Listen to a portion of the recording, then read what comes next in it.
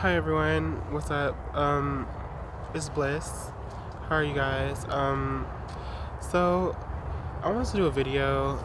Uh, I had just spent like 30 minutes or something like that, um, creating like a talking point when it comes to, African American culture.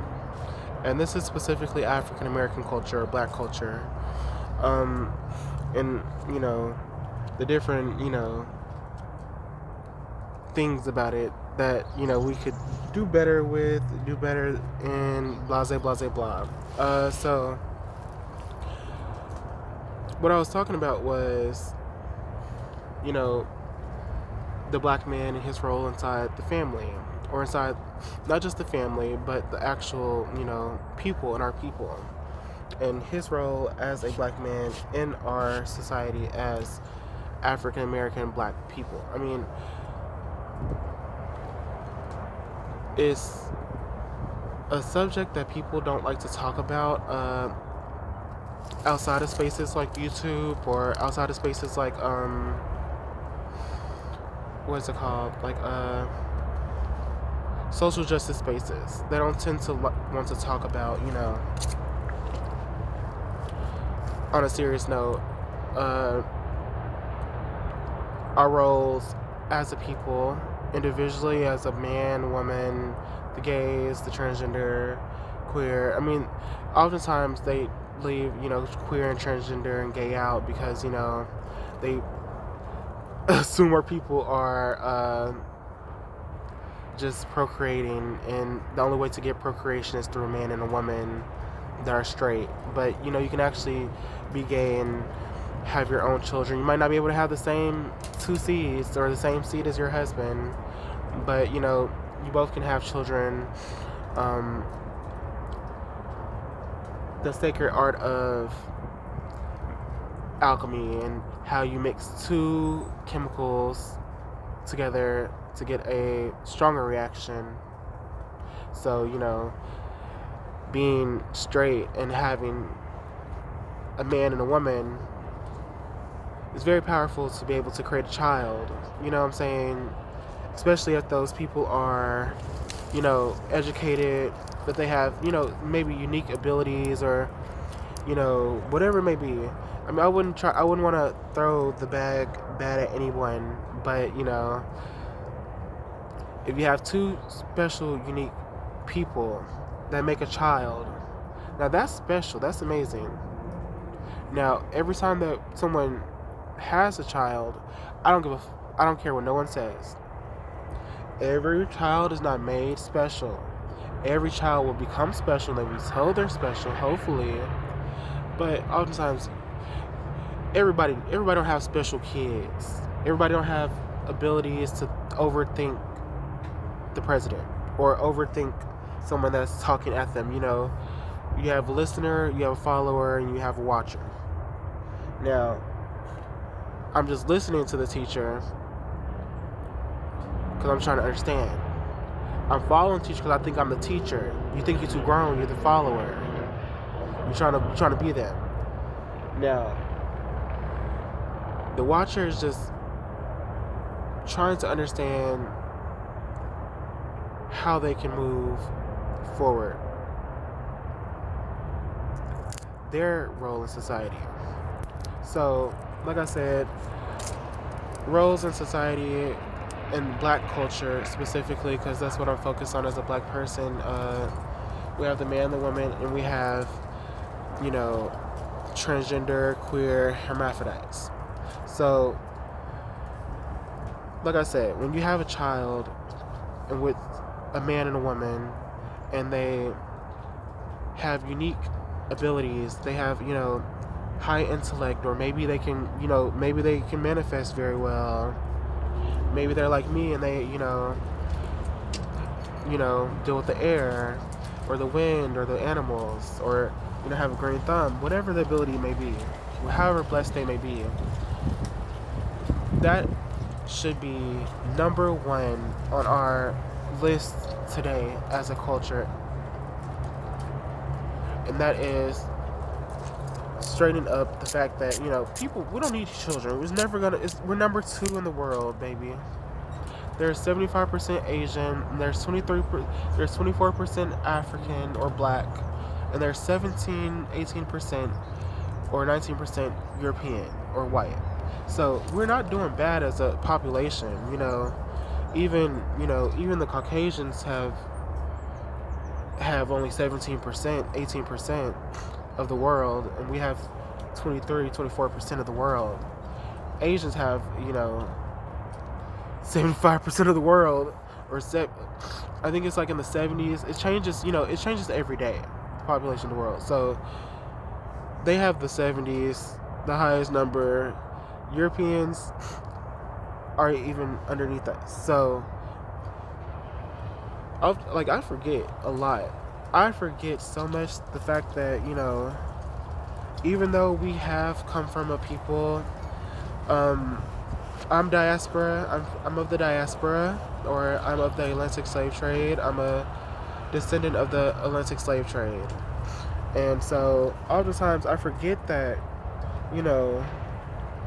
I have no idea what my society was like back then. I mean, I know that our excuse me, our like buildings and our homes and our places in our villages were set up very, very based off the land. So you would have to use what you had around you to make your shelter. Europeans had a lot of wood. We had a lot of wood too. I mean, if you look at European homes before slavery, if you go further than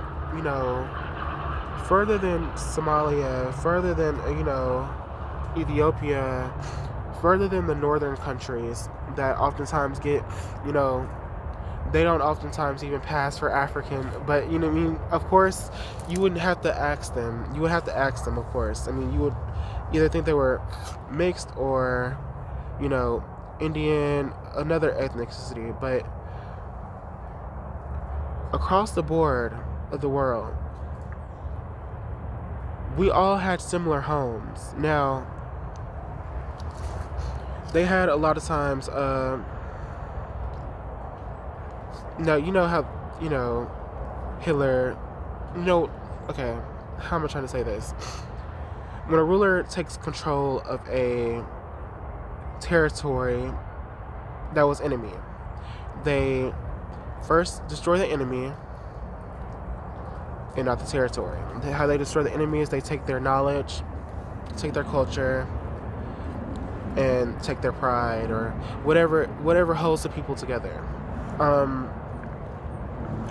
This is the same thing that happened all throughout Africa. I mean, you can see we had things that look like teepees or huts. We call them huts. We had,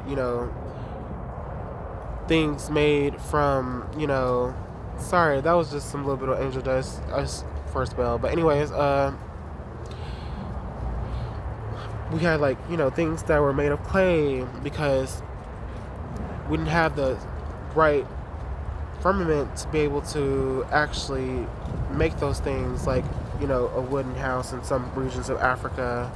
But in Africa, more than just the northeast, northwest, I mean, if you go to the south, you go to all throughout the continent, and there was houses like Europeans all around the motherfucker. I mean, they literally went into Egypt, knocked the nose off the pharaoh, which I don't believe they did that. I don't think they knocked the nose off the Sphinx. I think it was something that was like a calculation that happened, like weathering of the Sphinx, because Europeans will love to be the ruler and the da da da. They say Napoleon, da da da da. Fuck Napoleon. Let's get real. White people have brainwashed society. Not white people as in a now, but we give them the power to brainwash again. They'll do it mindlessly because, they're so nice. So many people feel bad for slavery and they understand discrimination. They understand this and that. But when you have sympathetics, oftentimes they don't want to be sad. They'll get sad and they'll feel, the sympathy comes from sad. You think of sympathy. as the S on the front, for you to be able to have to create sympathy for someone, you must have thought that was some sad shit, huh? So, I mean, we give the white man his props. We're not his slaves. Da da da da. We can't keep letting them. Oh, this. Like, I hear so many people, use the N word. I mean, I'm from Arkansas, Little Rock, Arkansas. I mean, it's normal. It's a new society. I hear a lot of people say, what do they say? Oh, it's cool. It's da da da. This, that. They just like us. He grew up like this. He grew up like that. That's not the purpose. That's not the point. He's not knowledgeable. First off, he's a redneck motherfucker from the motherfucking Hicks of Arkansas. Now, I don't want to degrade him or make him less of a person, but when you're less educated than the other Europeans you came with, 2, you're not financially stable like the other Europeans that you came with. However they came and, however they migrated over here from, their European countries, whether it was through slave trade, the pilgrimage, whatever,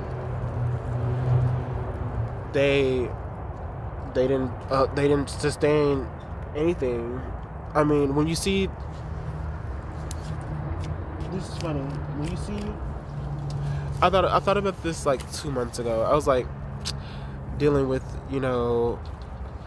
confidence issues when it comes to, being homeless, or had been homeless before. I'm not homeless anymore, but had been homeless before, and my pride when it came to my intellect and how, bums fucking treated me, and other homeless people that aren't bums, they're just fucking cool. I mean, how they treated themselves or how they value themselves based off their financial, economical situation.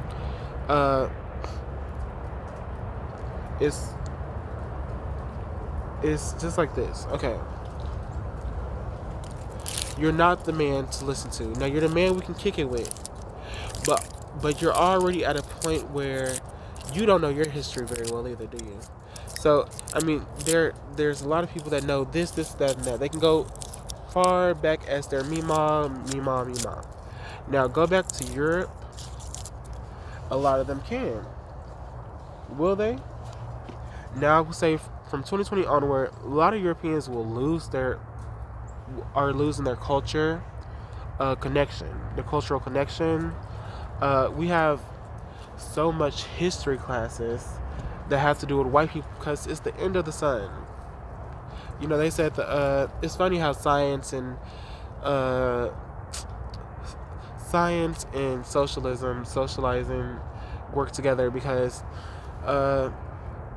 I mean, it's a theory, it's fake. It's probably just another little scheme anyways. Science is probably just another scheme, like, to hold people back. But it's also, proof inside science, of course.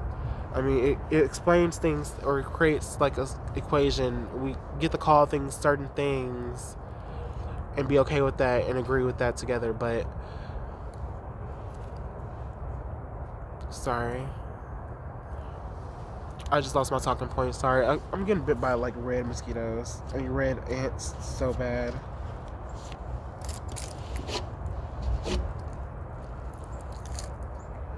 Hold on.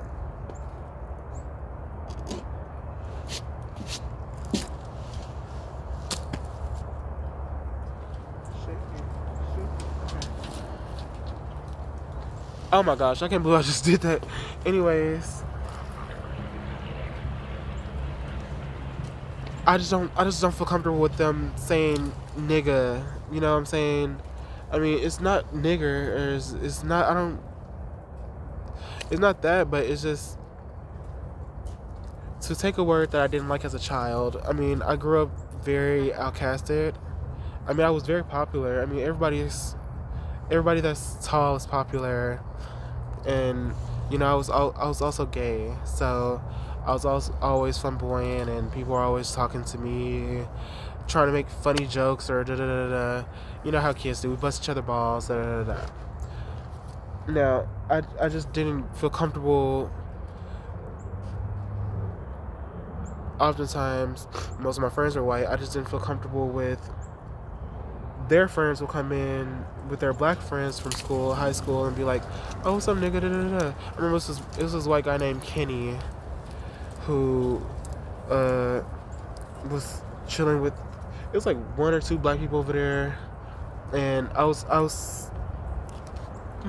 14. I had just moved to the school district, so all of them had stayed inside the district together, moved from middle school to high school together, and I was hanging out with this new group of people at my new school, and they didn't hang out with Kenny, but Kenny was someone that they knew. So I mean, of course, they grew up together. So,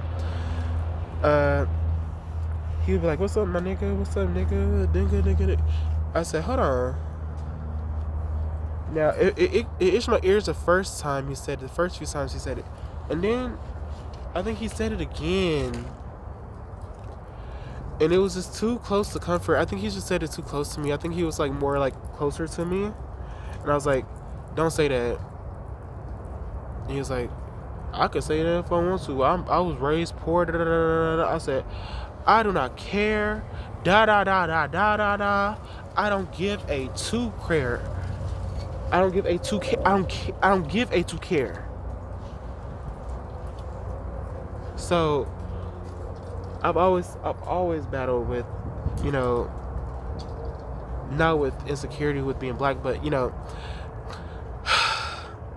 labeling, and, you know, as a black person, what's as a whole, we're expected to, you know, accept things as a whole together, all as one.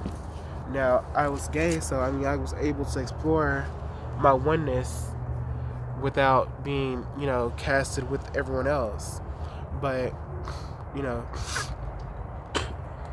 at the end of the day, which is, you know, today, every day in the present is always, you know, the end of the day. So every second in the present, even now, this is the end. You know what I'm saying? We have to understand that people see us as an outside look as one. Now, it's called generalization, generalizing people. So it wasn't that the N-word was something that was, you know, making me feel degraded. It was just to see, like, black people grow up with me saying nigga, and then me as a younger person, I always said I didn't like it. I didn't like nigga. I never said it. I didn't start saying nigga until I started having sex with guys. So until I was like, damn, you know what I'm saying? You know how you do it, but I never like saying it, because I don't believe in taking a word that was used to degrade us and empowering us with it. Now, I will give y'all this, because I was not on it. So I'll give y'all this. Y'all did take that word back for us. Okay, thank you, baby. Thank you. I love it. I love me now. Even to hear, to, you know, be around the kind of environment where it's commonly used, it's like peace now. But, you know, as a younger person, as a younger society, I mean, we just got into cell phones and being able to trade information, you know, on a wider spectrum. So I didn't feel, you know, able to represent myself like I am today. But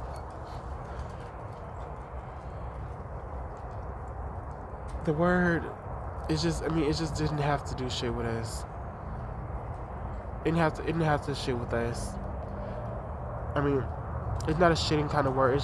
It's kind of a word that we now today, we just, you know, it's just a part of our culture now. We can go deeper into it and say how the white man's plan is to institutionalize his way of thinking on us through monitoring, harassment, and what do they say, reformation, and whichever tactics they choose to reform us. But I felt the way that we took the power back of the word was just by actually being able to use the word without it being something negative. It's just like, it's like bruh. Like, hey, what's up, bruh? Hey, what's up, nigga? You know? Uh, I think every kid that grows up like me, like black like me, like, we tend to not like to be able to have to hold hands with everyone else acting a damn ass. Now, when I say acting ass, I mean, come on, stop clowning the teachers. Stop. It's pretty much the teacher authority issues. Stop doing it. Okay? How I felt back then, which was I'm a rebel fighting with fucking rebels about their degenerate uh, ways of speaking and talking, versus now it was, oh god, I can believe, and I will say I was good for not doing that. I should never have used the N word to begin with, ever. I mean, it's not something I don't care to. It's not something I don't care to hear. I mean, I care to hear. I like hearing the word. I mean, I like hearing, when I'm in the hood or when I'm inside, projects back in Stop 6 in Texas. It's peaceful to hear our culture, our people, communicate inside our, what's it called? Our accents. I forgot the big word for it. But our cadence and the way we speak, and to have a word like nigga implemented inside of it. It was a good word close. It was a good door close. I mean, it brings me peace to hear the cadence of hood mentality, or a thug that learned their way. Even a thug that's active. Oftentimes, like, I oftentimes become friends with thugs a lot because, I mean, they're very smart people. Not everyone. Now, there's some people. Not every thug is educated. There's some people that's gonna generalize me and say everybody. Now, the thugs that I've met have been very, it's range. I've seen dumbass thugs. I've never had to deal with their ass, but oftentimes it's like, OGs, 30s, 40s, 50s. Sometimes in the 20s, they come up to be, very knowledgeable and good. But I mean, let's just talk about them, the thug that I met. Very educated, very grounded, very understanding, very. Did I say educated already? Yeah, I did. Able to connect the dots. So, our culture, there's so many things that we have to set up inside our culture to understand. There's so many people. The reason we had tribes to begin with is because, first one, is fake. Okay, everybody is fake. Everybody's fake. Now it's an energy call, and you know how you have cues. We have cues. So people agree with certain things. People agree with some. Don't agree with certain things. Okay. Those people connect with each other that agree with each other, and they create bigger followings and bigger groups, like, let's say YouTube channel. You put your point of view out there, your mind, yourself out there, and then you accumulate people that are like-minded. That's like a tribe. So you accumulate them, and then when you have, to the point, the reason why you had a queue is because you had a opposition to begin with. You wouldn't need to speak in, subtleness, or you wouldn't have to speak or be so subtle unless there was, opposition. I mean, opposition you tend to see like, you tend to think that people are fighting, they're, aggressive towards each other. Oftentimes you have to make deals with people of peace, bargain with them and try to be, what they say is make it kosher, or I don't know a better way of saying it, but you have to create a space where you can go to here, you can be there, and be safe. So oftentimes they have to, make peace treaties or do sign deals, or the two villages will come together and they will put their chiefs together, their leaders together, and they would, make rules for how they would interact with each other. The yes, the no's, the no's, and the no's. Okay? So those things aren't necessary. In a utopian world, those things aren't necessary. Opposition in a utopian world is negligent to her job. In a utopian world, there's no opposition. In a utopian world, you don't have to ask, who's going to do this, who's going to do that. Everything's already set up perfect, and the system is made to where people are born into the world with their purpose already innately systemed out, like how we have today. This is a close to utopia. We have to be born into the world. Of course, we still have, financial struggles and stuff, so it's not as utopian as it could be. It's not an actual utopia yet, but we are born into the world able to understand, okay, there's a place to go. I can get a job. I mean, you can get a job. You have to get a job. It's perfect. You already know what you got to do. You don't have to, become a hunter or become a farmer.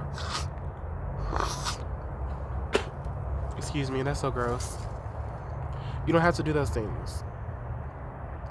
You literally have to make sure at least you do something though. Now, utopia for me would not have been telling anyone what to fucking do. Oh, you have to do this to contribute to society. This is it. My utopia is this. Andrew Yang put this what's it called? Like, okay, he tried to say something about $1,000 a month for every American in the world. Like, okay, when he was running for president, he said every American in the world, not just the country, but in the world, every American in the world should get $1,000 a month. Just because. I mean, they have countries like I think China.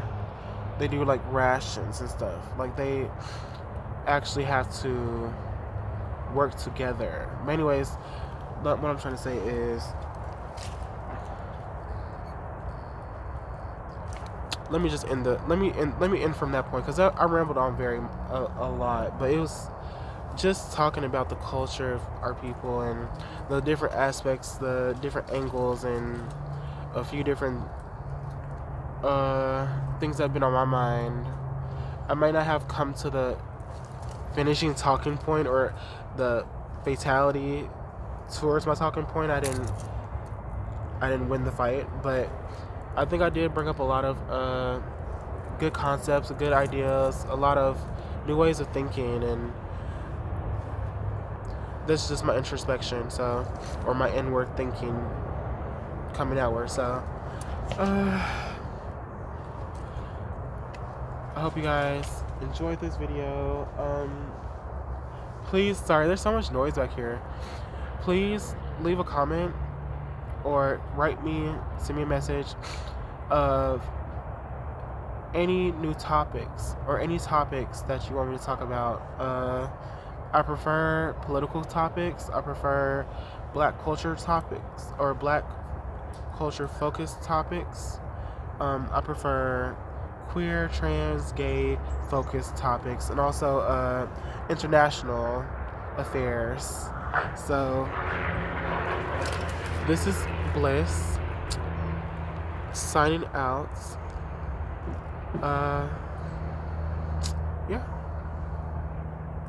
Peace. Okay.